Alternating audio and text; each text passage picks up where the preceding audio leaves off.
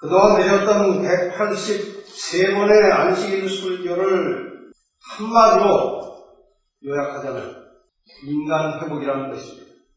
오늘 제가 이 안식일 설교로서는 184번째 설교를 하는 겁니다. 그 많은 설교의 흐름은 그 마지막 포커스는 인간 회복이라고 하는 주제를 향하고 있었습니다. 지구 인류의 역사는 범죄하고 타락하여 버려지고 죽게 된 인간이 다시 원래 온전한 상태로 되돌아가는 과정, 그것이 지구의 역사요, 인류의 역사입니다. 어떤 사람이 이 지구의 역사를, 어떤 학자가 세 마디로 표현했습니다. 창조, 타락, 회복, 이렇게 표현했습니다. 그 창조를 영어로 제너레이션이라고 표현했습니다. 한 세대가, 인간의 세대가 시작됐다 그 말입니다. 그 다음에 디제너레이션, 이 D라고 하는 것은 망가졌다, 파괴됐다 그 뜻입니다. 시작된 이 세대가 파괴됐다, 망가졌다 그 말입니다. 그 다음에 회복은 리제너레이션, 다시 시작된다 그 말입니다. 다시 이 세대가 시작될 것이다. 인류의 역사는 이 세 말입니다. 그리고 이 일의 주체자는 하나님이십니다. 사람은 이 창조와 타락과 회복의 역사의 과정 속에서 어떤 선택을 하느냐 하는 것이 결국 인간의 영원한 운명을 결정하게 되는 것입니다. 인류의 역사는 철저하게 선과 악의 싸움으로 이어지고 있다는 사실을 잊어버리면 안 됩니다. 우리는 이 점을 중시해야 합니다. 이 선과 악의 싸움의 내막을 모르면 인생의 방향을 올바르게 잡을 수가 없고, 인생의 길을 잘못 들어서면 현실이 불행할 뿐만 아니라 영원한 패망이 오는 것입니다.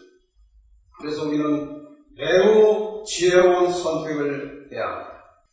성경 에베소 6장 11절과 12절에는 이 선과 악의 싸움, 즉 역사와 삶의 본질이 무엇인지를 이렇게 설명하고 있습니다.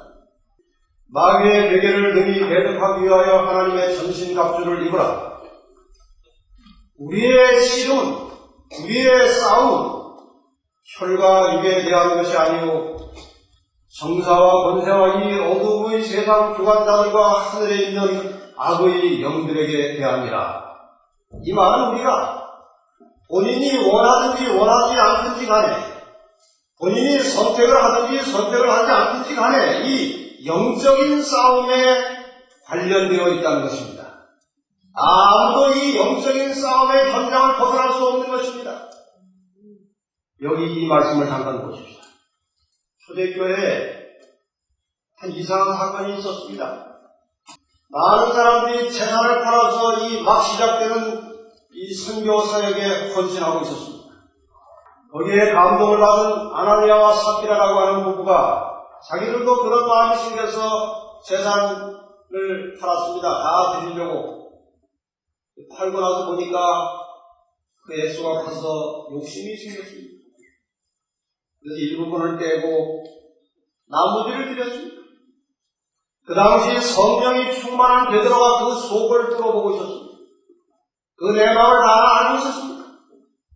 베드로가 가로되 아나니아야 어찌하여 사단이 내 마음에 가득하여 내가 성령을 속이고 땅값 얼마를 감췄느냐. 여기 좀 사단이 나오고 성령이 나옵니다. 사단이 내 마음에 가득했다. 성령을 속였다. 그가 처음에 그 자기의 재산을 하나님께 드리기로 마음에 일어났던 그 동기는 성령의 역사의 결과였습니다. 그러나 그가 잠시 후에 그 성령을 속이고 사단이 마음에 들어왔을 때 거기에 굴복하고 만 것입니다. 우리 마음속에 늘 사단과 성령의 역사가 투쟁하고 있다는 사실을 우리는 한시도 잊어서는 안 됩니다. 누가복음 22장 3절에 보면은 예수님의 제자 중 그 12 중에 하나인 가룟신이라 부르는 유다에게 사단이 들어가니, 이 사단이 들어갔다는 말이 무슨 말입니까? 사단이 그 마음에 작용했다는 것입니다. 이와 같이 이 사단의 영은 모든 인간들의 마음에 작용하고 있는 것입니다. 안 좋은 생각, 불의한 생각, 억울한 생각, 분한 생각, 이러한 모든 생각들은 성령의 생각이 아니고 사단이 집어넣는 생각들입니다. 이런 생각을 사단이 집어넣을 수 있다는 것입니다. 그 다음에 요한복음 14장 26절에 보면 예수님께서 오해사고 아버지께서 내 이름으로 보내실 성령 그가 너희에게 모든 것을 가르치시고 내가 너희에게 말한 모든 것을 생각나게 하시리라. 사단만 우리의 생각에 작용하는 것이 아니고 성령께서도 우리의 생각에 작용하신다는 것입니다. 성령의 생각에 굴복을 많이 할수록 사람은 점차로 그의 삶이 개선이 되고 하나님의 형상으로 달라질 것입니다. 그러나 사단의 생각에 자주 굴복하기 시작하면 사람이 점점 수준이 떨어지고 점점 악하게 되는 것입니다.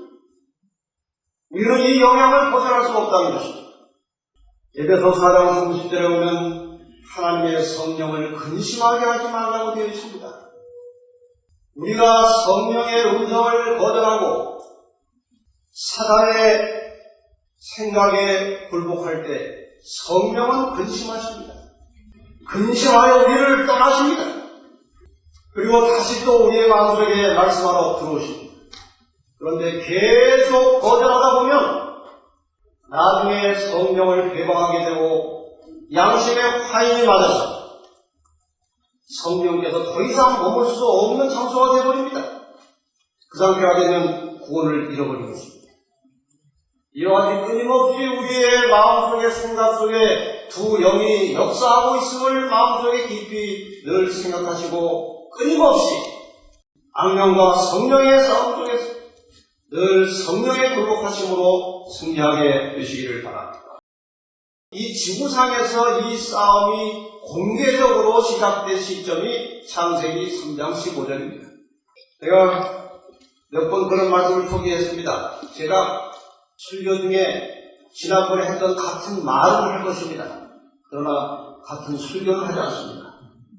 선악의 싸움은 이 위대한, 이 절박한 선언으로 시작이 되었습니다. 인간이 타락한 다음에 이렇게 말씀하죠. 내가 너로, 사단, 뱀, 너로 여자와 원수가 되게 하고 교회와 원수가 되게 하고 너의 후손도 여자의 후손과 원수가 되게 하니 이제 싸우겠다는 것입니다. 여자의 후손은 내 머리를 상하게 할 것이고 너는 그의 발꿈치를 상하게 할 것입니다. 이건 전쟁의 선전도구입니다. 네가 여자의 후손과 여자와 싸울 것이다. 네 후손, 내 대장도 그와 싸울 것이다. 그러나 결국 너는 머리를 상할 것이다. 치명상을 입고 멸망할 것이다. 그러나 여자의 후손도 발꿈치를 상하는 상처를 입을 것이다. 이 엄숙한 선언과 함께 선악의 싸움의 역사가 우리의 심령 속에, 지구의 역사 속에 시작되었습니다. 여자는 아시는 대로 교회입니다. 상징적으로 사용될 때 여자는 교회입니다. 뱀은 계시록 20장에 아주 명백하게 설명하고 있습니다. 용을 잡으니 곧 옛 뱀이요 마귀요 사단이라. 여자의 후손, 이 싸움의 주인공은, 가장 중요한 중심 주인공은 갈라디아 4장 4절과 갈라디아 3장 16절의 말씀을 보면 이분은 예수 그리스도십니다. 오직 하나를 가리켜 내 자손이라 하셨으니 곧 그리스도라. 이 세 주인공 사이에 끊임없이 선악의 싸움이 벌어져 왔습니다. 여자 교회와 뱀 사단과 아들 우선 예수 그리스도 사이에 치열한 전쟁의 역사가 지금까지 이어져 내려왔습니다. 거의 성경 역사로 말하면 6,000년에 이어진 역사가 진행되어 온 것입니다. 그런데 우리는 여기에서 너의 후손이, 뱀의 후손이 누군지를 찾아봐야 됩니다. 이것을 알아야 우리는 승리할 수 있기 때문에 말씀드린 대로 뱀은 어둠의 세력의 주관자입니다. 어둠은 그 실체를 드러내지 않습니다. 본체를 드러내지 않습니다. 사단은 한 번도 나타나가지고 내가 너희를 미혹하고 멸망으로 끌고 가는 사단이다 그렇게 말하지 않습니다. 그러나 예수 그리스도는 공개적으로 드러나셔서 내가 길이요 진리요 생명이라고 말씀하셨습니다. 나로 남지 않고는 하나님께 올 자가 없다고 말씀하셨습니다. 교회는 이 세상의 빛으로 등대로 세워졌습니다. 이 성령의 세력은 감춰지지 않습니다. 그러나 악의 세력은 언제나 가려져 있기 때문에 사람들이 잘 분별을 하지 못하고 있어요. 그래서 뱀 사단은 자기 대신에 이 땅의 세력들을 이용하고 있습니다. 이 땅의 대리자들을 사용하고 있습니다. 어떻게 구별할 것인가? 이 세상에서 여자, 순수한 하나님의 교회와 그 백성들, 그리고 여자의 후손 예수 그리스도를 공격하는 모든 세력과 권력자들이 바로 뱀의 후손입니다. 이들이 어떤 역사를 해왔는지 간단하게 도표를 보겠습니다. 이 도표 한 장 속에 창세기부터 계시록 마지막까지 진행된 모든 선악의 역사의 싸움이 이 한 장의 그림 속에 들어있습니다. 우선 여자는 이스라엘과 교회의 모양으로 나타났습니다. 이스라엘과 교회를 공격하고 못살게 하고 핍박하는 세력이 바로 뱀의 후손들입니다. 그것이 용입니다. 이 용의 세력, 첫 번째 이스라엘을 공격하기 시작한 나라는 애굽이었습니다. 아시는 대로.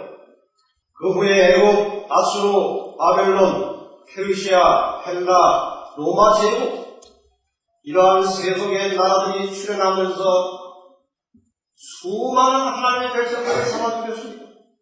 많은 박해와 고난의 세월이 있었습니다. 목적은 여자의 후손을 출생시킬 여자, 이스라엘을 이 땅에서 완전히 전멸시키는 것이 목표였습니다.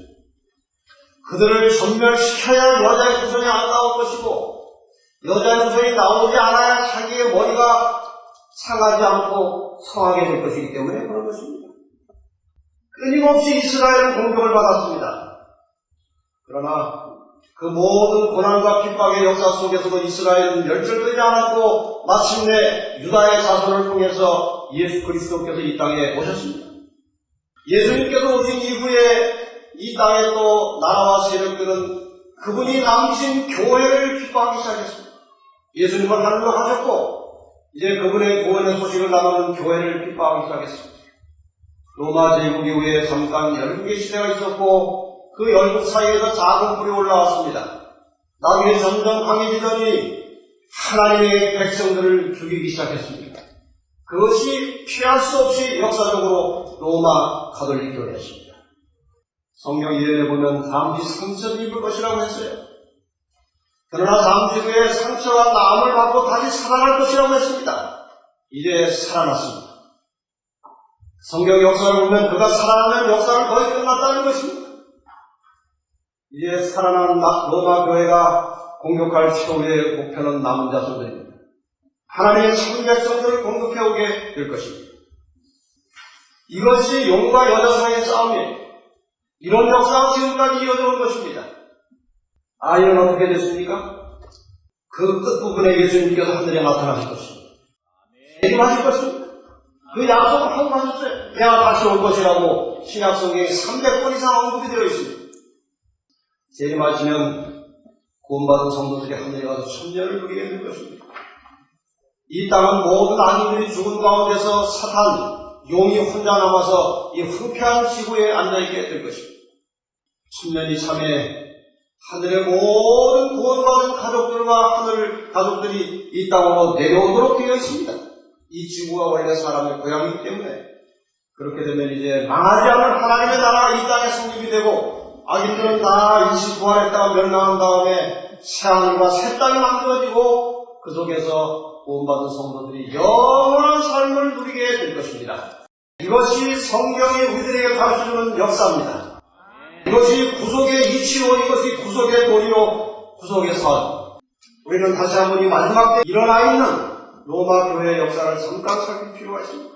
박해 기간이 있었고 313년의 율단 침략을 통해서 교회가 타락하고 세속화되었을 때 로마 교회가 교황권을 확립하고 일어났습니다.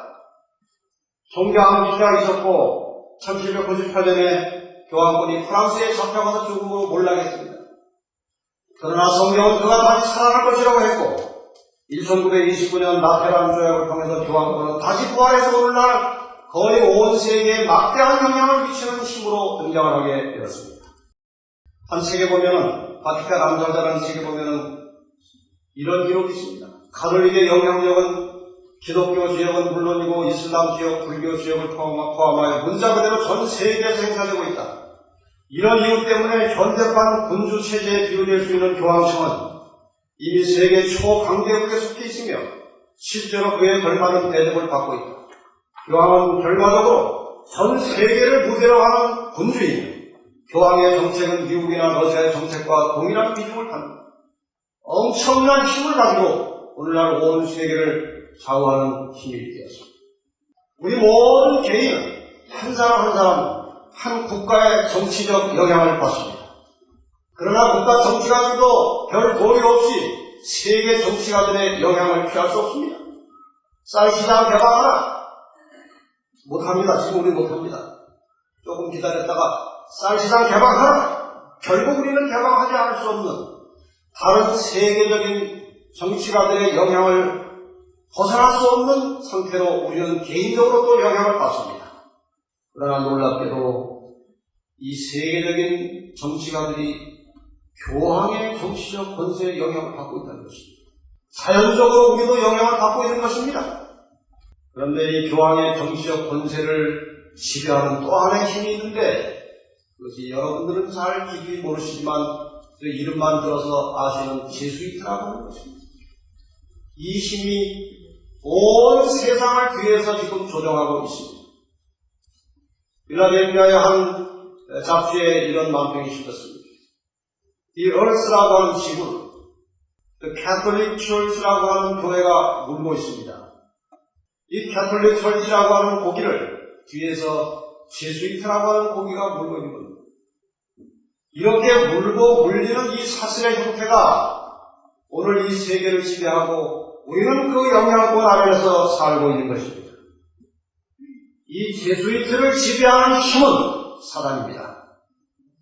그들의 입단식, 그들의 배경을 좀 직자로 보면 거의 사탄의 모습에 가까운 모양으로 그렇게 입단을 하고 이를 계획을 하고 있습니다. 이 모든 것을 지켜보시고 내려다보시면서 인간 나라를 통치하시는 분이 하나님이십니다. 이 세력이 아무리 커도 하나님의 세력을 능가할 수 없는 것입니다. 그래서 우리는 이 세상의 권세를 통하지 않냐고, 이 세상의 교회를 통하지 않냐고, 개인적으로 하나님과 긴밀한 관계 속에서 구원을 얻을 수 있는 것입니다. 오늘날 이 교황의 권세는 굉장합니다. 이분이 돌아가셨을 때 정말 수많은 인파들이 몰려들어왔습니다. 죽은 사람 앞에 200여 명의 가장 세계적으로 유력한 지도자들이 다 그 자리에 모였습니다. 이건 역사적으로 전무후무한 일이었습니다. 보통 일이 아닌 것입니다. 그만큼 교황에게 위대한 힘이 작용하고 있다는 것입니다. 우리는 이 사실을 생각해야 합니다. 이것을 그냥 넘기면 안 되는 것입니다. 아이고, 남의 교회 그렇게 비난하면 됩니까? 이게 지금 그런 차원이 아니고 우리는 선악의 싸움의 실체를 알아야 하는 것입니다. 이 사실을 그냥 넘길 수 없는 겁니다. 그 뒤를 이어서 교황이 된 취임 초기에 이렇게 말했습니다. 모든 그리스도 신자를 반드시 재통합하는 일을 우선 과제로 삼습니다. 이것은 다시 한번 종교를 다 통합해서 다스리겠다는 것입니다. 종교를 통합해서 다스린다는 것은 세상 전체를 다스리는 것입니다. 이런 일이 지금 진행되고 있습니다. 우리가 원하든지 원하지 않든지 관심이 있든지 없든지 간에 이런 일이 지금 뒤에서 진행이 되고 있고 언젠가 이 일이 성취될 것이고 우리는 그 영향권에 들어가게 될 것입니다. 우리가 선악의 싸움의 본질을 살펴보면 하나님의 말씀에 도전하는 사탄의 역사가 있고 사단의 유혹에 빠진 인간의 불신이 작용하고 있고, 그 하나님의 말씀 법을 순종하는 소수의 사람들이 있고, 그들을 핍박하는 세속의 세력들이 있습니다. 결국 마지막에는 하나님의 법과 인간의 법이 대립함으로 선악의 싸움은 절정을 이루고 끝날 것입니다. 여기 한 사례를 보겠습니다. 신실한 다니엘이 바벨론에서 매일 하루 3번씩 기도하고 있었습니다. 그 동료들이 그가 워낙 영향력이 있고 워낙 신실한 사람이고 워낙 왕의 총애를 받는 사람이라 어떻게 처리하고 싶어서 살펴봤지만, 하나님의 율법에 대하여 그 틈을 얻지 못하면 그를 고소할 수 없겠다고 판단이 됐습니다. 고소하려고 하는 자들이. 그가 하나님의 법을 순종하는 것 제외하고는 자기들이 어디 시비 걸 자리가 없다는 것입니다. 이것이 그리스도인의 전형적인 모습이에요. 우리는 이 세상 사람들로부터 흠잡을 것이 없는 사람으로 변화되어야 합니다. 그래서 그 사람들이 이런 계획을 세웁니다. 나라의 모든 총리와 수령과 방백과 모사, 관원이 의논하고 왕에게 한 율법을 세우며 한 금령을 정하실 것을 구하려 하였는데, 하나님의 율법 말고 다른 법을 세우자는 것입니다. 그래가지고 그 법대로 안 하면 사자굴에 집어넣자는 것입니다. 이것이 선악의 싸움의 본질입니다. 하나님의 법을 지키는 자들을 이 땅에서 없애기 위해서 사람의 법을 만들어가지고 그 법을 따르지 않으면 죽이는 것이 선악의 싸움의 핵심적인 내용입니다. 그러나 다니엘은 목숨을 걸고 하나님의 법을 지켰고 결과는 살았습니다. 세상 사람들이 죽이려 해도 결과는 살았습니다. 이것이 하나님의 뜻입니다. 바벨론에 이어진 바사에서도 거의 같은 말이 또 나옵니다. 여러분 이 점을 잘 주시하시기 바랍니다. 하만이라고 하는 나쁜 사람 아하수로 왕에게 갔습니다. 그리고 한 유대인을 죽이기 위해서 지금 모함을 시작했습니다. 한 민족이 왕의 나라 각 그 백성 중에 흩어져 거하는데 그 법률이 만민보다 달라서 왕의 법률을 지키지 아니하오니 용납하는 것이 왕에게 무익하나이다. 왕이 옳게 여기시거든 조서를 내려 저희를 진멸하소서. 그 이상한 법률을 지키는 자들을 진멸하소서. 내가 은 1만 달란트를 왕의 일을 맡은 자의 손에 붙여 왕의 보고해 드리리다. 자금이 필요하면 제가 다 될 테니까 그 이상한 법을 따르고 사는 사람들을 다 죽여버리십시다. 이것입니다. 그들은 바사나라에 지금 포로로 생활하고 있던 유대인들이었습니다. 그들은 그 나라의 법도 물론 지켰지만 우선적으로 하나님의 법을 먼저 지켰습니다. 그래서 그 나라에서 아주 거추장스러운 존재들이었습니다. 그것 때문에 그들을 다 죽이려고 했지만 에스더의 역할로 극적으로 살아나는 이야기를 우리는 잘 알고 있습니다. 그런데 놀랍게도 이러한 인간의 법과 사람의 법의 싸움이 인간이 타락하자마자 시작됐다는 것입니다. 가인과 아벨이 제사를 드리고 있었습니다. 가인은 땅의 소산으로 제사를 드렸고 아벨은 양의 첫 새끼로 제사를 드렸습니다. 하나님께서 가인의 제물을 받지 않으셨고 아벨의 제물을 받으셨습니다. 여기에서 이제 싸움의 본질이 나타나는 것입니다. 또다시 지금 하나님을 예배하지 않는 사람이 아닙니다. 하나님을 예배하기 위해서 제단을 쌓고 제물을 가져왔습니다. 그런데 동생의 제단에만 하늘에서 불이 내려오니까 이제 시기 질투심이 생겼습니다. 그래서 오른손에 뭐가 들려있습니까? 칼이 들려있습니다. 동생을 죽이려고 하는 것입니다. 새끼 양은 하나님의 법이요 땅의 소산은 인간의 법입니다. 그가 하나님께 비록 예배를 드리기로 했지만 인간의 법도를 만들어서 하나님을 예배하려고 했을 때 하나님이 거절하셨습니다. 모든 예배는 하나님의 법을 따라야 하는 것입니다. 마지막에 이러한 일이 또 있을 것입니다. 그리고 때가 이르면 누군 너희를 죽이는 자가 생각하기를 이것이 하나님을 섬기는 예라 하리라. 이게 하나님의 뜻이라고 생각하고 죽이겠다는 것입니다. 하나님의 법과 인간의 법이 대립 상태에 들어갔습니다. 하나님의 10계명 속에는 그 계명의 중심 4번째 계명 속에 안식일을 기억하여 거룩히 지키라고 되어 있습니다. 그러나 로마 가톨릭 교회의 변경된 십계명에 보면 세 번째 주의를 지키라고 되어 있습니다. 하나님의 법과 인간의 법이 이미 대립 상태에 들어간 것입니다. 우리는 여기에서 어느 법을 선택할 것이냐에 따라서 가인이 될 수도 있고 아벨이 될 수도 있습니다. 하나님의 백성이 될 수도 있고 사단의 백성이 될 수도 있습니다.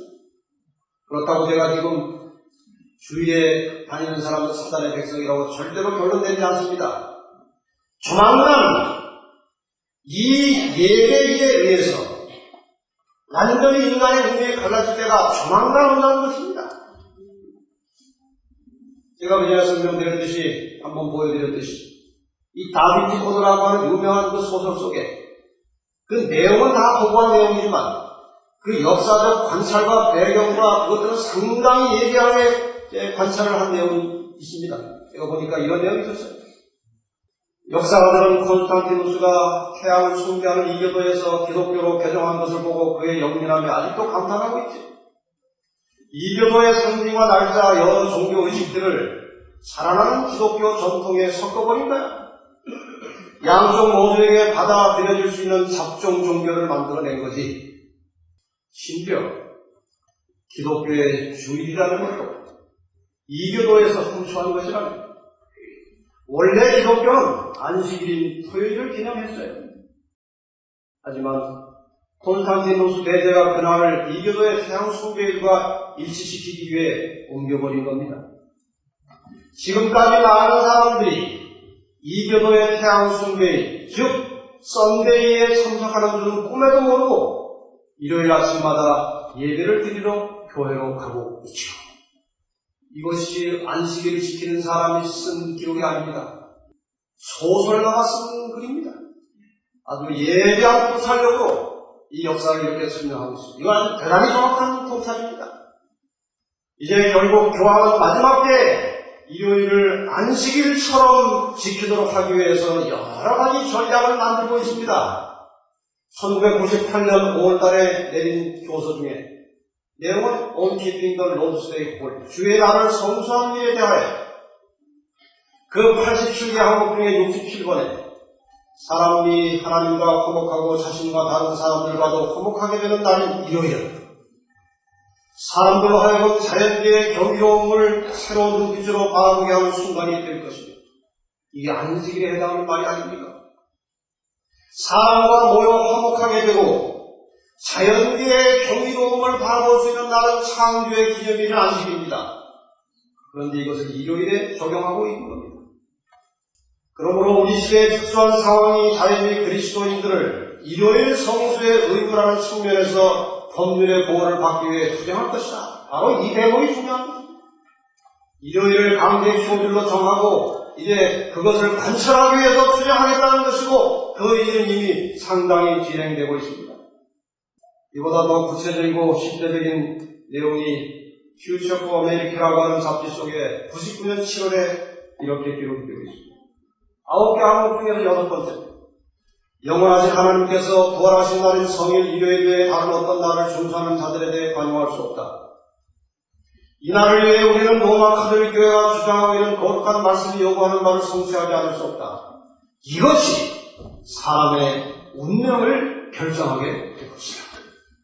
그만큼 이것이 앞으로 사람의 운명에 치명적인 영향을 미칠 것이라는 겁니다. 7번에 이렇게 나와 있습니다. 우리는 성일인 일요일을 어기는 자들에 대해 관용할 수 없다. 그러한 자들은 법정의 절차를 통해 양심의 자유를 발휘하지 못하도록 사법적인 형벌을 받게 될 것인데 이는 하나님의 법의 내리자인 교황의 최고 권위에 의해 로마가 제시한 법을 어겼기 때문이다. 교황은 심판하는 자에게 심판을 받을 수 없다. 이게 숨겨진 문서가 아니고 잡지에 공개된 문서입니다. 여기 꼭 부시같이 생겼죠. 실제로 부시를 풍자한 것입니다. 그가 재선을 위해서 선거운동할 때 2004년 2월 26일 다이코나 비치라는 뉴스 저널에 이런 기사를 실었습니다. 여기에 내 보수적 지지파들이 정말 좋아할 지향이 있습니다. 그것은 다름이 아니라 사람들을 일요일에 교회 가도록 요구하는 헌법 개정안이 바로 그것이죠. 알고 있어요? 조만간 분위기가 마련되면 이 일요일 강제쇼법을 만들고 실현하게 될 것입니다. 이때가 오면 모든 인간의 운명이 나누어지게 될 것입니다.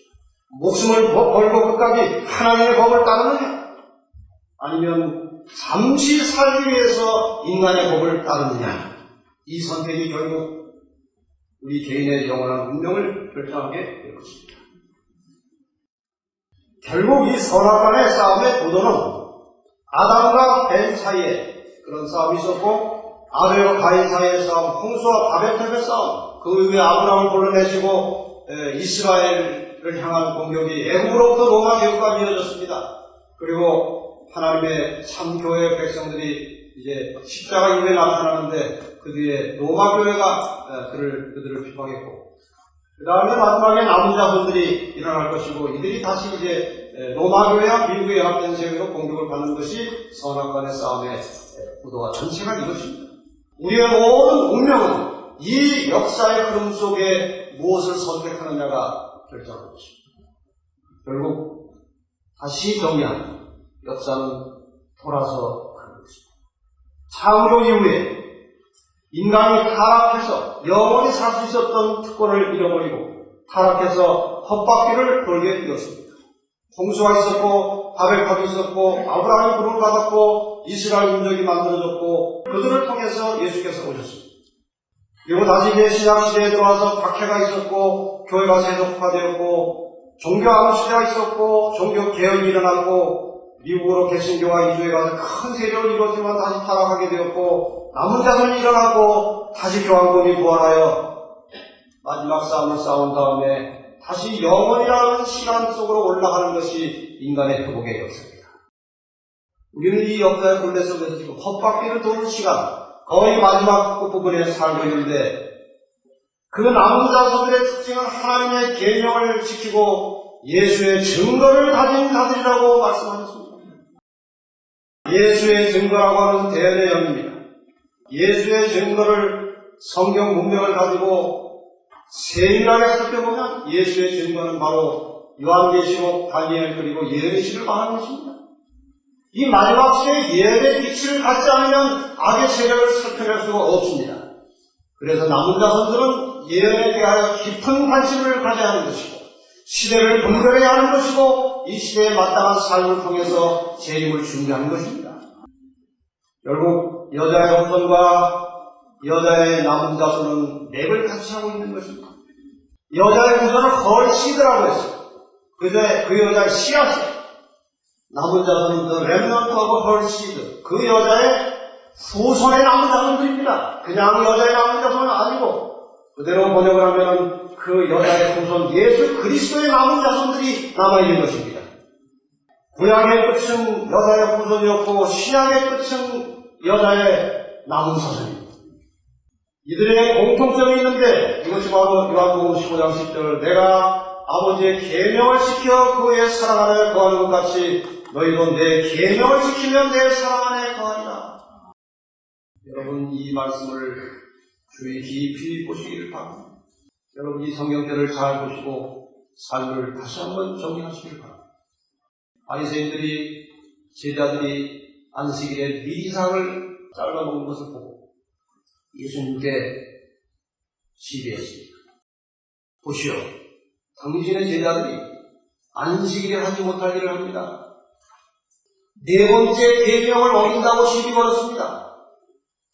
그 다음에 어떻게 했는지 아십니까? 조금 지나가서 12장 14절에 바리새인들이 나가서 어떻게 하여 예수를 죽일고 의논한 거예요. 네 번째 계명을 가지고 시비 건 사람들이 지금 여섯째 계명을 범하기 위해서 계획하고 있는 것입니다. 이것이 오늘 우리의 모습입니다. 우리가 다른 사람들을 자주 잣대를 가지고 정죄합니다. 당신은 뭐 이런 거 그럼 되겠냐.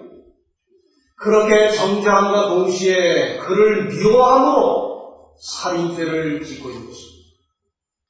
이 마지막 시대에 그리스도께서 가르치신 진정한 계명의 정신, 사랑의 정신을 가지고 살자는 것이 제 마지막 드리고 싶은 말씀입니다. 안식일은, 계명의 핵심인 안식일은 십계명의 속에 들어있는 것입니다. 십자가는 사랑과 공의를 상징하는 대표적인 실체입니다. 죄를 없애할 수 없기 때문에 하나님이 돌아가신 것입니다. 죄를 그냥 없앨 수 없기 때문에 죄값을 치르기 위해서 공의 때문에 돌아가셨습니다. 그리고 그만큼 우리를 사랑하셨기 때문에 우리를 위해서 목숨을 버리셨습니다. 여러분, 사랑은 하나님을 사랑하는 것이고 사람을 사랑하는 것입니다. 그런데 요한일서 4장 20절에는 누구든지 하나님을 사랑하노라 하고 그 형제를 미워하면 이는 거짓말하는 자입니다. 보는 바 그 형제를 사랑하지 아니하는 자가 보지 못하는 바 하나님을 사랑할 수 없느니라. 진심으로 우리가 하나님을 사랑한다면 그 사랑의 출발은 내 이웃을, 내 형제를 사랑하기 시작하면 서로 이해하고 용납하고 사랑하자는 것입니다. 사랑이 끝나면 그 원리는 혈관이 막히는 것과 같은 것입니다. 혈관이 막히면 피가 흐를 수 없기 때문에 터집니다. 우리 성도와 성도들 사이에 그 관계의 혈관이 막히면 영적인 생명은 끝나는 것입니다. 정말 살아있는 신앙이 되려면 이 사랑의 관계를 끊임없이 개발할 수 있기를 바랍니다. 그래야 사람이 날로 성숙해져가는 것입니다. 그래야 계명에 합당한 남은 사선의 모습을 간직하게 되는 것입니다. 그의 형제를 미워하는 자는 어두운 가운데 있고 또 어두운 가운데 행하며 갈 곳을 알지 못하나니 이는 어두움이 그의 눈을 멀게 하였습니다. 형제를 사랑하지 못하는 자는 어둠 속에 있기 때문에 선악을 분별할 수 없게 됩니다. 무엇이 잘하는 것이고 못하는 것인지를 분별할 수 없는 것입니다. 요한일서 4장 11절을 사랑하는 자들아 하나님이 이같이 우리를 사랑하셨은즉 우리도 서로 사랑하는 것이 마땅하도다. 제가 그동안 마지막 184번째 이 설교소리 정말 여러분을 사랑하는 마음으로 말씀을 전했습니다. 여자의 보손 정신, 사랑을 가지고 여자의 보손의 삶을 본받아서 철저한 사기희생과 이타적인 모습으로 끊임없이 하나님의 뜻을 다른 사람들에게 나누어주는 사람들, 죄 때문에 손상되고 잃어버린 하나님의 형상을 회복하는 것을 최고의 이상으로 정한 사람들, 그리고 다른 사람들도 하나님의 형상을 회복하도록 돕는 것을 지상 사명으로 실천하며 사는 진실한 그리스도인 남은 자손들이 되시기를 바랍니다. 끝으로 한 인용문을 드리고 마치겠습니다. 후나이 사치오라는 인문 박사가 평생 동안 세포와 생명을 연구하다가 마지막에 내린 결론입니다. 우주 전체에 창조주의 의지가 작용하고 있다. 그 의지가 인간에게는 유전자라는 형태로 우리 몸 안에 새겨져 있다. 그래서 창조주의 의지에 합당하게 사는 사람은 살아남고 그렇지 않은 자는 소멸한다. 사랑으로 관계를 새롭게 만들어 하나님과 관계를 맺고 영원히 살도록 하는 것이 하나님의 의지고 뜻입니다. 이것이 오늘의 본문입니다. 다 같이 한번 읽겠습니다. 요한계시록 21장 1절이죠. 시작. 또 내가 새 하늘과 새 땅을 보니 처음 하늘과 처음 땅이 없어졌고 바다도 다시 있지 않더라. 또 내가 보내 거룩한 성 새 예루살렘이 하나님께로부터 하늘에서 내려오니 그 예비한 것이 신부가 남편을 위하여 담당하는 것 같더라. 이제 주님이 오시면 새 하늘과 새 땅이 만들어질 것입니다. 그 속에 들어갈 사람들은 새 마음, 새 개념, 사랑의 개념을 가지고 실천하고 사는 사람들이 그 새로운 세상에 들어가서 영원히 살게 될 것입니다. 이제 예수 그리스도의 재림을 바라보시기를 바랍니다. 끊임없이 이 기쁜 소식을 다른 사람에게 전하고 개인이 준비하며 사시도록 늘 그런 마음을 가지고 목회를 했습니다. 그런 일이 여러분과 저의 생활 중에 실제적으로 일어나게 되기를 바라면서 그동안 음악을 듣고 말씀을 드렸습니다. 잘 생각하고 찬미를 드리시기 바랍니다.